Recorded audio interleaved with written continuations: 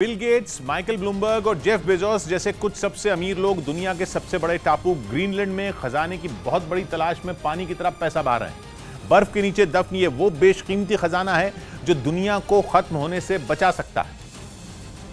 इसलिए ग्रीनलैंड से सामने आई तस्वीरों में उस बेहद अहम खजाने की खोज में एक हेलीकॉप्टर ट्रांसमीटर लिए आसमान में मंडराता दिखा। वहां खुदाई भी होती नजर आई। ग्रीनलैंड में मिट्टी के सैंपल लिए जा रहे हैं। आर्टिफिशियल इंटेलिजेंस का भी इस्तेमाल किया जा रहा है। वहां बड़े पैमाने पर चल रही खजाने की तलाश की ये तो महज कुछ तस्वीरें हैं। बताया गया कि कुल 30 भूवैज्ञानिक, पायलट और मैकेनिक ग्रीनलैंड के दक्षिण पश्चिमी तट पर बोरिया बिस्तर लेकर जमे हुए हैं, क्योंकि उम्मीद जताई जा रही है कि वहां जमीन के नीचे कोबाल्ट, निकल और कॉपर जैसी धातुओं का अथाह भंडार है। ये धातु ही वो खजाना है जिन पर दुनिया के बड़े बड़े अरबपतियों ने दांव खेला है, क्योंकि ये ऐसे दमदार ईंधन है जो लाखों इलेक्ट्रिक गाड़ियों में जान फूंक सकते हैं। और बैटरी से चलने वाली इलेक्ट्रिक गाड़ियों को उस समाधान के तौर पर देखा जा रहा है जो इस पृथ्वी को क्लाइमेट चेंज और ग्लोबल वार्मिंग के संकट से बाहर निकाल सकता है। इसलिए पूरी दुनिया इलेक्ट्रिक गाड़ियों पर बड़ा दांव लगा रही है। और उन इलेक्ट्रिक गाड़ियों को बनाने के लिए, उनकी बड़ी बड़ी बैटरियों को बनाने के लिए कोबाल्ट, निकल और कॉपर जैसे मेटल बेहद जरूरी हैं। अनुमान है कि ग्रीनलैंड में कोबाल्ट और निकल का दुनिया का सबसे बड़ा या दूसरा सबसे बड़ा भंडार छिपा है। अगर वहां ये मेटल हाथ लग गए तो क्लाइमेट चेंज की मार झेल रही पृथ्वी को बचाया जा सकता है।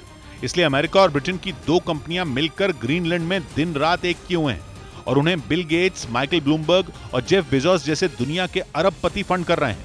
लेकिन यहां सबसे अहम बात यह है कि जो क्लाइमेट चेंज पृथ्वी के वजूद पर काले बादल बनकर मंडरा रहा है, उस संकट से निपटने का रास्ता भी खुद क्लाइमेट चेंज नहीं दिखाया है।